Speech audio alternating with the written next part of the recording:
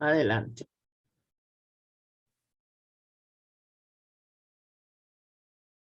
Gluconeogénesis. Entonces, se consigue glucosa, pero, atención, a partir de precursores que no son hidratos de carbono, porque podríamos conseguir glucosa a partir de fructosa, y ambas son hidratos de carbono, y por una isomerización ya estaría. Pero acá queremos una biosíntesis. Entonces, hay sustancias que no son hidratos de carbono y que pueden ser precursores. Recuerden, los precursores son las sustancias que dan origen a otras y que son, por ejemplo, el lactato, el piruvato. Recuerden, el piruvato que es el punto final de la glucólisis y no es un hidrato de carbono.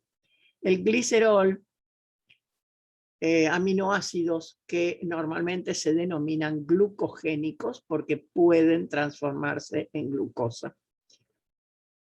Bien.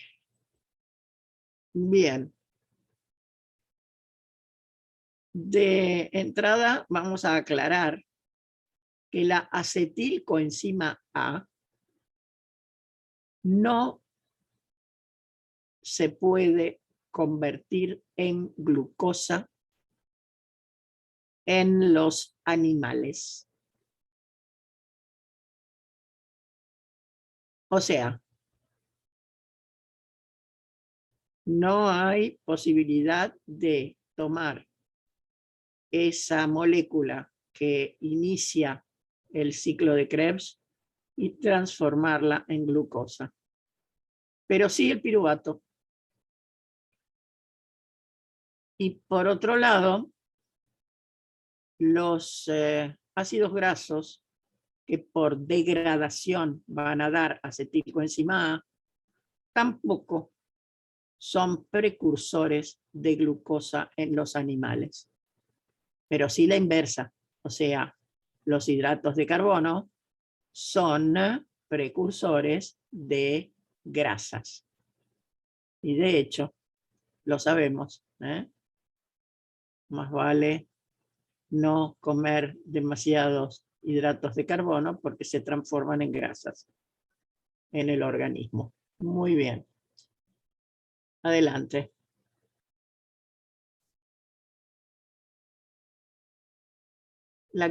Se llama gluconeogénesis. En realidad, ese pequeño término neo que tenemos entre medio es para diferenciarlo de la glucogénesis, que es específica de la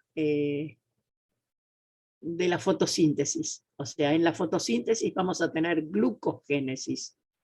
Por esa razón, esto que ya es distinto, porque en la fotosíntesis lo que utilizamos para generar glucosa es dióxido de carbono y agua, es decir, sustancias inorgánicas que se transforman a través de una serie de reacciones en glucosa.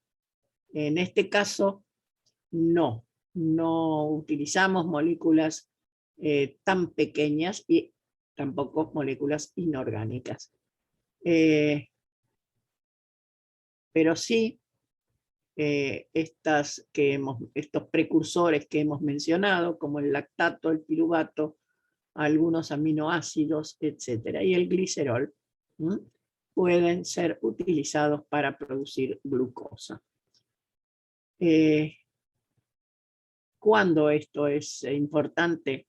Cuando no hay un ingreso de glucosa adecuado para que todos los sistemas estén satisfechos, en especial el cerebro, los glóbulos rojos, etc. Bien, entonces comenzamos diciendo que no es la inversa de la glucólisis. La gluconeogénesis no es la inversa de la glucólisis. Y hay algunas reacciones que son netamente irreversibles y que no pueden entonces ser utilizadas en sentido contrario. ¿No? Y la que es fundamental es la reacción que hemos visto al final de la glucólisis, que es la de fosfonolpiruvato a piruvato. Esa no se puede revertir, es total y absolutamente irreversible. Y también la de piruvato a acetilcoenzima A.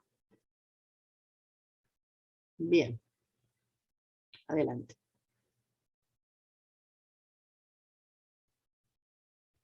Bueno, entonces vamos a ver cómo es este asunto de la gluconeogénesis. Aminoácidos, otros precursores, lactato, etc. De alguna manera llegan a oxalacetato, y ese oxalacetato es el que permite regenerar el fosfoenolpiruvato. Y de ahí en adelante tenemos toda una serie de reacciones que es prácticamente la inversa de la glucólisis. O sea, de fosfoenolpiruvato a 2-fosfoglicerato, de 2-fosfoglicerato a 3-fosfoglicerato, de 3-fosfoglicerato a 1,3-bifosfoglicerato. Y esto a gliceraldehído 3-fosfato.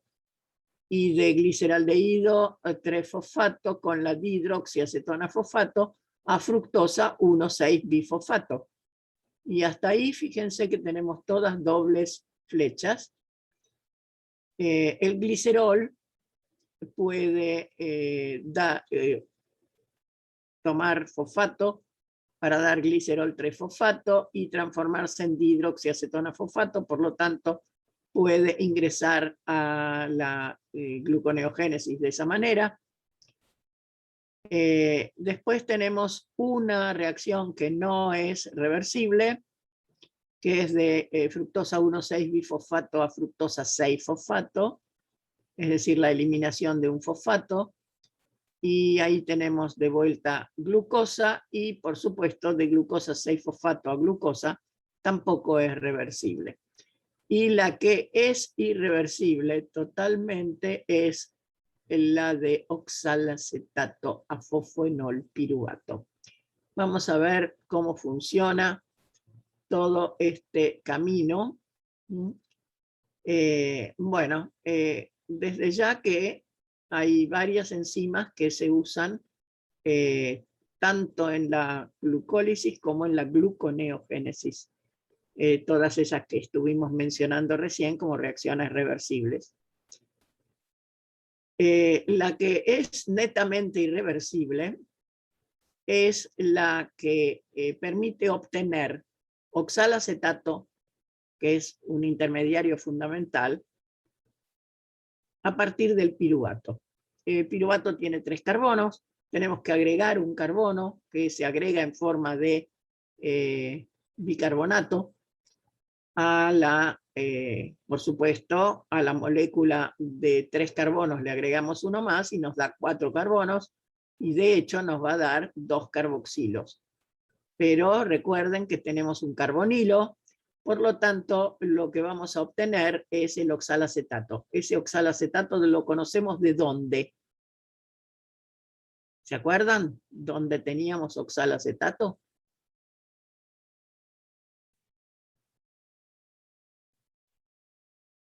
A ver.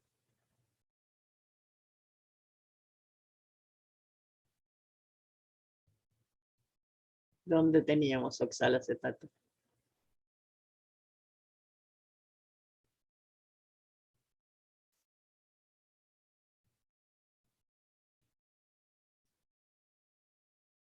A ver si recuerdan.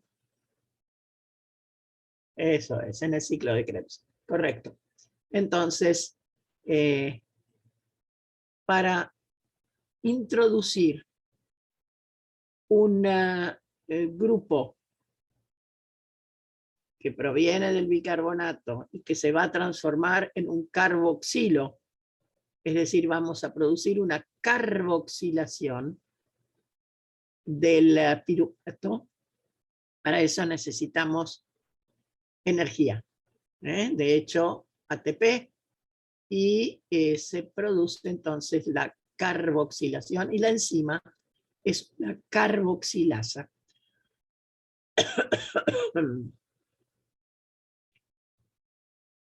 Esta reacción no se produce en el citosol. Es decir, que el piruvato, y recordemos, el piruvato puede estar tranquilamente en la mitocondria. ¿Por qué? ¿De dónde viene a la mitocondria? De la glucólisis. ¿Se acuerdan que para llegar a acetilcoenzima A había que entrar a la mitocondria con el piruvato? Entonces, la carboxilación del piruvato es una reacción de la matriz mitocondrial y la enzima es la piruvato carboxilasa. Este oxalacetato es un compuesto de alta energía en este sentido. La descarboxilación de este oxalacetato es muy exergónica. ¿Qué quiere decir que es muy exergónica? Que tiene un delta G alto. Por lo tanto, es un intermediario importante y se utiliza para sintetizar la energía de esta descarboxilación. Se utiliza para sintetizar el fosfoenol piruvato. ¿Se acuerdan que les dije que se necesitaba prácticamente lo que correspondía a 2 uniones de alta energía, es decir, a 2 ATP? Bien, entonces vamos a ver cómo funciona ese proceso. Desde ya que se produce en la matriz mitocondrial. Adelante.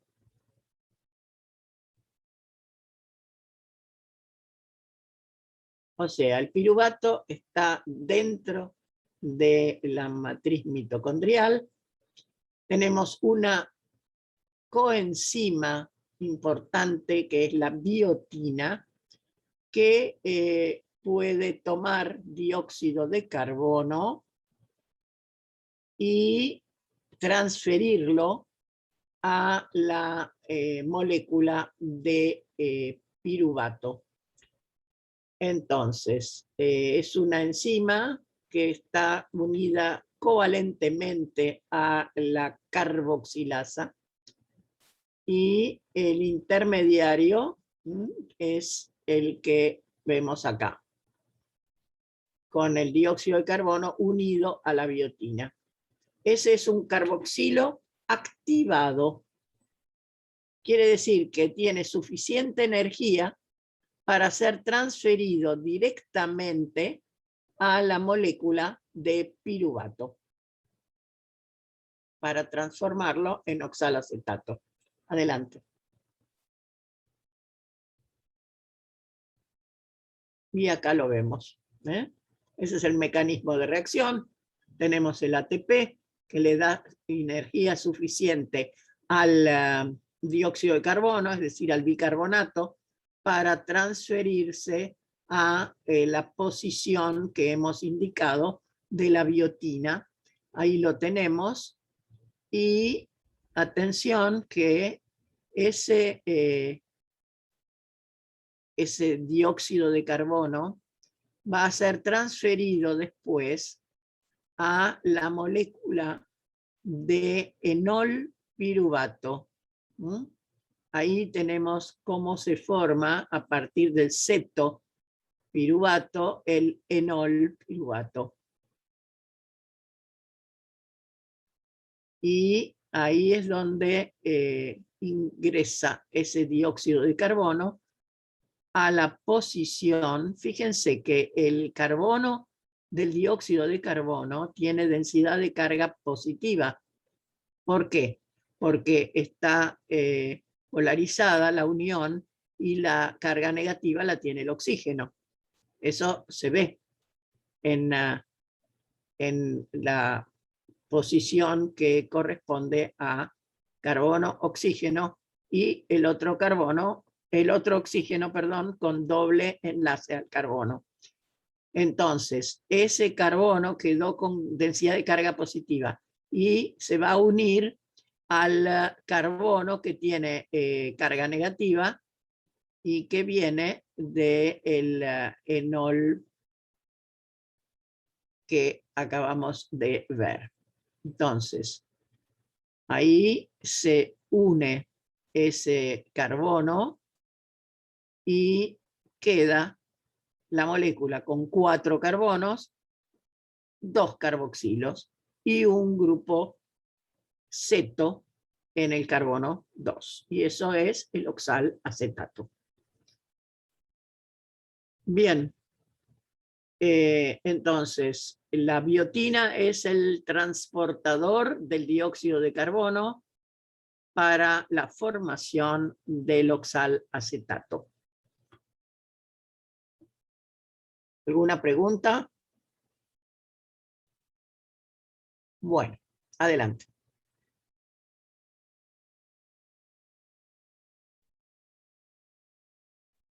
Una vez que tenemos el oxalacetato,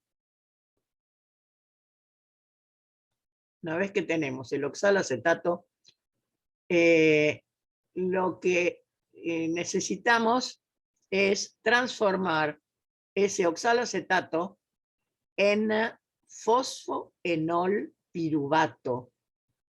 Fosfoenol piruvato.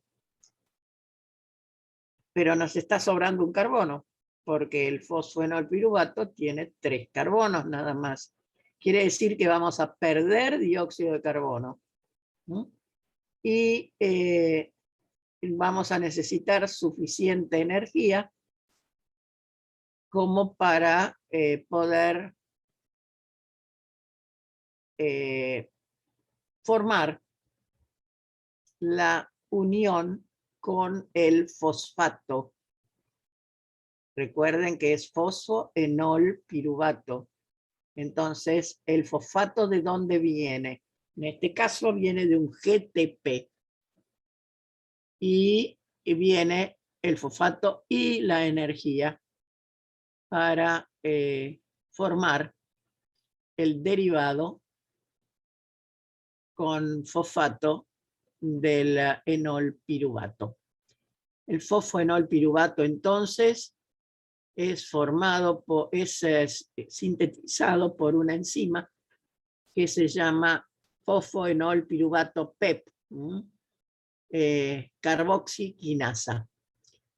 Esta enzima lo que hace es descarboxilar el oxalacetato y permitir la transferencia del fosfato desde el GTP al oxalacetato y formar entonces el ion fosfoenol correspondiente al fosfoenol piruvato.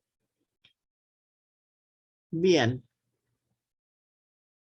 Recuerden que todas estas moléculas están estabilizadas por resonancia. Adelante.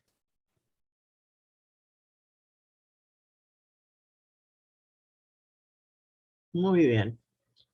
Entonces, ahora estamos con todas las etapas reversibles de la glucólisis. ¿Y cuáles eran esas etapas reversibles? Todas las que vimos antes, que eran la transformación de fosfoenol piruvato en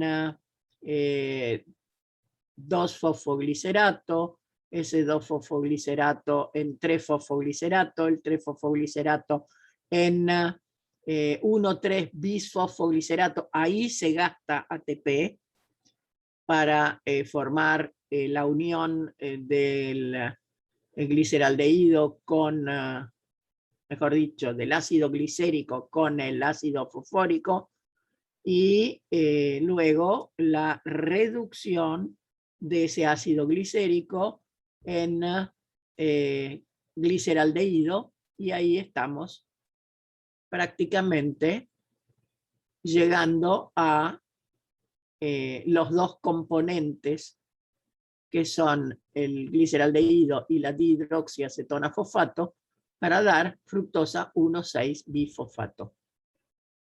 Hasta ahí llegamos bien.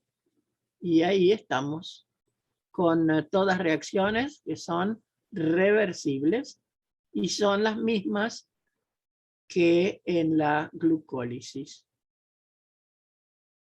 Las que no son las mismas son estas que se ven acá, o sea, la que teníamos en la glucólisis era la fosfofructoquinasa, la reemplazamos por la fructosa bisfosfatasa, es decir, que separa uno de los fosfatos de la fructosa 1,6. Y queda la fructosa 6, fosfato, se isomeriza, da la glucosa 6-fosfato, que va a dar glucosa libre con una fosfatasa. Bien, así que ahí tenemos